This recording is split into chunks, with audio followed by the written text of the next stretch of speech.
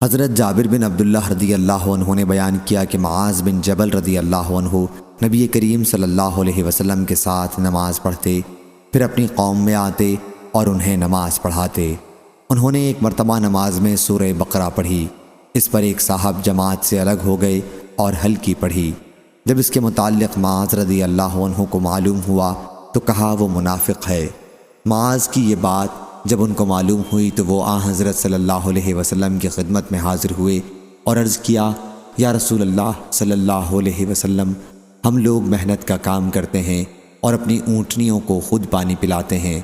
حضرت معاذ نے کل رات ہمیں نماز پڑھائی اور سورہ بقرہ پڑھنی شروع کر دی، اس لیے میں نماز توڑ کر الگ ہو گیا۔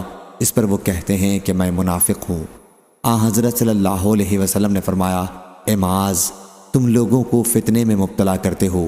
3 مرتبہ آپ نے یہ فرمایا۔ جب امام ہو تو سورہ اقرا والشمس وضحاہا اور سبح اسم ربک الاعلی جیسی سورتیں پڑھا کرو۔ صحیح بخاری حدیث نمبر 6106۔ زہری نے بیان کیا، انہوں نے کہا، ہم سے حمید بن عبد الرحمن بن عوف نے، انہوں نے حضرت ابو ہریرہ رضی اللہ عنہ سے کہ رسول اللہ صلی اللہ علیہ وسلم نے فرمایا، تم میں سے جس نے لات و عزیٰ کی یا دوسرے بتوں کی قسم کھائی تو اسے لا الہ الا اللہ پڑھنا چاہیے، اور جس نے اپنے ساتھی کو کہا کہ آؤ جوا کھیلیں تو اسے بطور کفارہ صدقہ دینا چاہیے۔ صحیح بخاری حدیث نمبر 6107۔ لیث بن سعد نے بیان کیا، ان سے نافع نے، ان سے ابن عمر رضی اللہ عنہ نے کہ وہ حضرت عمر بن خطاب رضی اللہ عنہ کے پاس پہنچے جو چند سواروں کے ساتھ تھے۔ اس وقت حضرت عمر رضی اللہ عنہ اپنے والد کی قسم کھا رہے تھے۔ اس پر رسول کریم صلی اللہ علیہ وسلم نے انہیں پکار کر کہا، آگاہ ہو، یقیناً اللہ پاک تمہیں منع کرتا ہے کہ تم اپنے باپ دادوں کی قسم کھاؤ، پس اگر کسی کو قسم ہی کھانی ہے تو وہ اللہ کی قسم کھائے ورنہ چپ رہے۔ صحیح بخاری حدیث نمبر 6108۔ حضرت عائشہ رضی اللہ عنہا نے بیان کیا کہ نبی کریم صلی اللہ علیہ وسلم اندر تشریف لائے اور گھر میں ایک پردہ لٹکا ہوا تھا جس پر تصویریں تھیں۔ حضرت صلی اللہ علیہ وسلم کے چہرے کا رنگ بدل گیا، پھر آپ نے پردہ پکڑا اور اسے پھاڑ دیا۔